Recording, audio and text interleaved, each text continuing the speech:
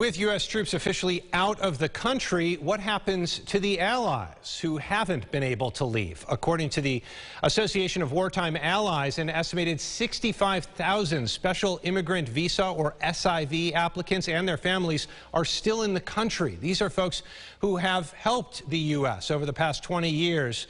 We've been at war there. Ellie Peters spoke with a member of Rochester's Keeping Our Promise, a group that helps SIV families resettle in our community.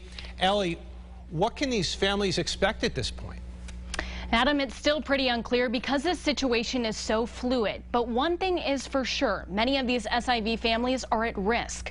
For the last 2 decades, they've helped the U.S. often as interpreters or translators. But now with the Taliban in control, many of them are in danger. In a matter of 2 days, we had 2,186 requests to get out. Thousands of requests are flooding in from special immigrant visa families still in Afghanistan. With the Taliban in control and U.S. troops gone, many fear for their lives. The Taliban have already killed family members of our SIVs here in Rochester, and they just go into the houses, they take the men and shoot them. And they did this right in front of one of the wives. Ellen Smith with Keeping Our Promise helps resettle SIVs when they come to Rochester.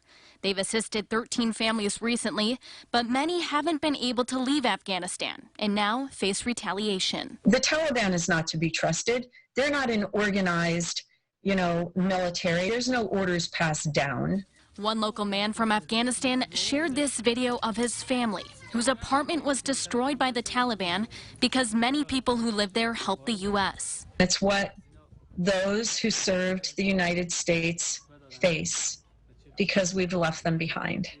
While President Biden has said the U.S. is committed to helping SIV families, many questions remain, including how long the process will take. Currently applying requires certain employment qualifications and many documents. Right now, the biggest stumbling block, and that we helped on, was people getting a human resources letter to verify their employment. Now, Keeping Our Promise says they have 8 families in what they call safe haven in places like Qatar waiting for next steps. They've had 6 families that were supposed to come specifically here to Rochester and didn't make the evacuation. From the newsroom, Ellie Peters, News 8. All right, Ellie, thank you. More than 5,000 SIV applicants have already been evacuated from Afghanistan. Families who are coming to the United States do not directly come here. There is a vetting process they go through, and you heard Ellie just mention a place like Qatar, also Kuwait. That's where they go to first before they can be sent over to the U.S.